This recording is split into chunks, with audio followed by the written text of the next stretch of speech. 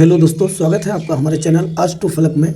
आज मैं जिस महान गणितज्ञ के बारे में बताने जा रहा हूँ वो किसी परिचय का मोहताज नहीं है। उनका नाम था थेल्स। थेल्स ने ही सबसे पहले यह तथ्य प्रतिपादित किया कि दो समान कोणिक त्रिभुजों में उनकी संगत भुजाओं का अनुपात सदैव समान रहता है। इसी तथ्य के आधार पर एक परिमेय है जो थेल्स परिमेय के नाम से जाना जाता है। तो यह परिमेय आपके बोर्ड परीक्षा में अक्सर पूछे जाते हैं। तो चलिए आज मैं इसी थ्योरम को सिद्ध करूंगा। तो बड़ा आसान है, 2 स्टेप में सिद्ध हो जाएगा। थेल्स के परिमेय के अनुसार किसी त्रिभुज में किसी एक भुजा के समांतर यदि कोई रेखा खींची जाए तो वो अन्य दो भुजाओं को एक ही अनुपात में विभाजित कर देते हैं।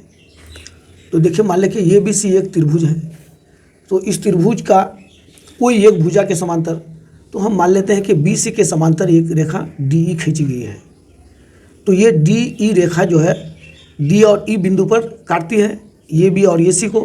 तो AB और AC ये दोनों भुजा यानी BC को छोड़कर ये एक ही अनुपात में होगा। एक ही अनुपात का अर्थ हो गया AD/DB बराबर AE/EC। यही आपको सिद्ध करना है। किसी भी थ्योरम को सिद्ध करने के लिए सबसे पहले आपको देना पड़ता है क्या, जो प्रश्न में दिया हुआ है। प्रश्न में क्या दिया हुआ है कि त्रिभुज, किसी त्रिभुज में, तो अब आप किसी त्रिभुज में ना लिख करके आपको लिखना है त्रिभुज ABC में। वहाँ कहता है कि किसी भुजा के समांतर, तो अब आप लिखेंगे क्या, BC के समांतर। चूँकि यहाँ हमारा BC है तो BC के समांतर एक रेखा खींची गई है जो AB और AC को D तथा E बिंदु पर प्रतिच्छेद करती है। इतनी बात आपको लिख देना है। देखिए दिया हुआ है त्रिभुज ABC में भुजा BC के समांतर एक रेखा खींची गई है जो AB और AC को क्रमशः D तथा E बिंदु पर काटती है। अब अगला जो पॉइंट होता है थ्योरम का वो होता है सिद्ध करना है, टू प्रूफ। तो अब हम लिखेंगे सिद्ध करना है। देखिए सिद्ध करना है क्या, AD/DB बराबर AE/EC। AD/DB बराबर AE/EC। क्यों? क्योंकि DE समांतर BC है, प्रश्न में दिया हुआ। चलिए, जो अगला पॉइंट होता है थ्योरम का वो होता है रचना। लेकिन रचना सभी परिमेय में नहीं होता है। जहाँ आपको फिगर में कुछ जोड़ तोड़ करने की ज़रूरत पड़े, एक्स्ट्रा कुछ जोड़ने की ज़रूरत पड़े, तो वहाँ पर हम रचना करते हैं। रचना को अंग्रेजी में कंस्ट्रक्शन कहा जाता है। तो कुछ परिमेय इस तरह के होते हैं जो बिना रचना के सिद्ध ही नहीं होते हैं। तो इसमें भी एक रचना की गई है। तो चलिए यहाँ पर हम रचना में क्या किए, BE और CD को मिलाया और DM लंब AC EN लंब AB खींचा।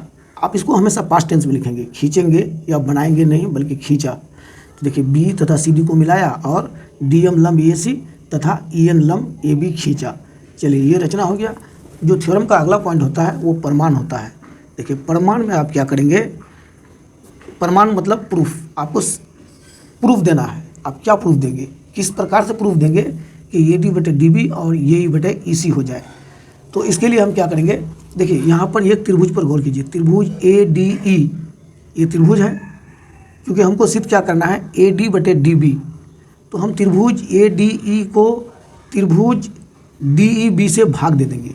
क्या करेंगे, त्रिभुज ADE को त्रिभुज DEB से भाग दे देंगे। यहाँ देखिए त्रिभुज है DEB। देखिए DEB को मैं अभी फिलहाल छायांकन कर रहा हूँ। देखिए ये त्रिभुज है, त्रिभुज DEB और त्रिभुज ADE, ये दोनों त्रिभुज को एक दूसरे से भाग दे देंगे। तो चलिए हम करते हैं क्या, एरिया ऑफ त्रिभुज, एरिया ऑफ त्रिभुज ADE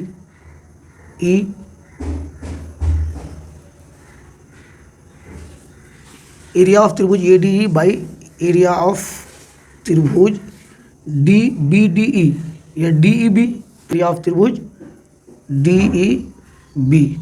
ये दोनों त्रिभुज का आप एरिया उसी फॉर्मूला से निकाल लीजिए जो आप हमेशा निकालते रहते हैं, यानी 1/2 गुना आधार गुना ऊंचाई। तो चलिए एरिया ADE निकाल रहे हैं हम, 1/2 गुना ये आधार। देखिए आधार इसका हम AD ले लेंगे क्योंकि हमें AD सिद्ध करना है। AD गुना इसकी ऊंचाई।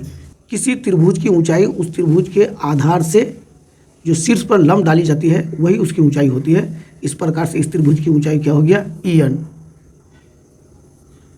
देखिए ये ऊंचाई हो गई। अब देखिए अगला त्रिभुज DEB में हम चलते हैं। DEB में आधार हम DB ले लेंगे क्योंकि हमें DB सिद्ध करना है। देखिए 1/2 गुना DB गुना इसकी ऊंचाई। देखिए इसकी ऊंचाई क्या हो जाएगा, इसकी ऊंचाई भी EN ही हो जाएगा। क्योंकि ऊंचाई देखिए यहाँ पर समझिए आप, ऊंचाई कैसे EN होगा। जैसे एक त्रिभुज है, एक आधार है, चलिए इस आधार पर हम एक त्रिभुज यहाँ बना लेते हैं और दूसरा त्रिभुज हम यहाँ बना लेते हैं। तो देखिए इसकी ऊंचाई यहीं से हो जाएगी, दोनों त्रिभुज की ऊंचाई यही होगी। त्रिभुज तो टेढ़ा हम नहीं लेंगे, त्रिभुज हमेशा ऐसा लेंगे कि वो रेखा आधार पर लंब हो। तो उस आधार पर EN ही इसकी भी ऊंचाई हो जाएगी, यानी त्रिभुज DEB की ऊंचाई हो जाएगी EN। चलिए इसको आप काट दीजिए, देखिए EN है, 1/2 1/2 है, ये दोनों कट गया। अब बच गया आपका AD/DB, ये बच गया। इसको हम समीकरण 1 में रख देंगे। चलिए हम थोड़ा आगे बढ़ते हैं, अब थोड़ा दाहिनी ओर चलते हैं।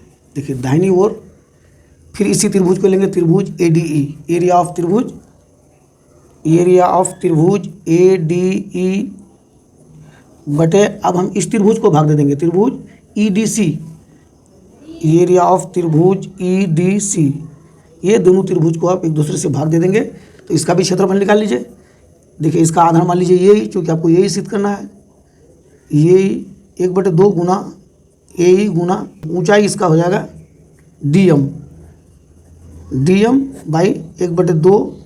देखिए आप त्रिभुज EDC को लेते हैं, 1/2 गुना आधार EC ले लेंगे, चूँकि हमें AE बटे EC सिद्ध करना है, तो EC गुना इसकी भी ऊंचाई हो जाएगी क्या, DM।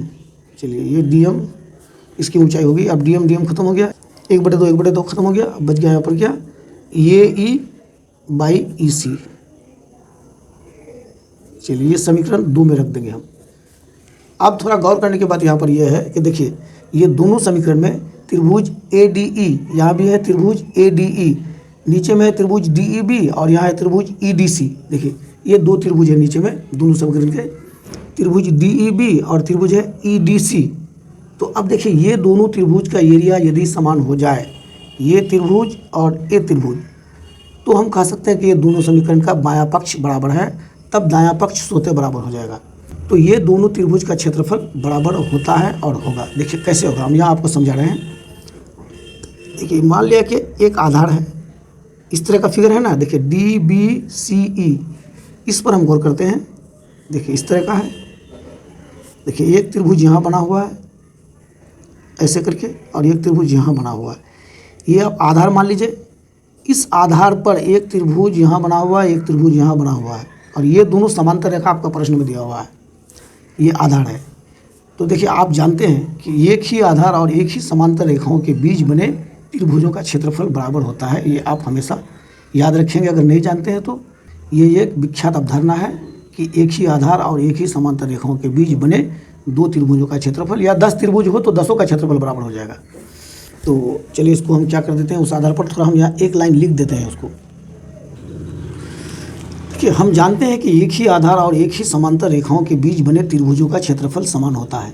तो एक ही आधार मेरा हो गया D, ये D आधार पर दो त्रिभुज बना है, त्रिभुज DEB और त्रिभुज EDC, तो दोनों का क्षेत्रफल समान हो जाएगा।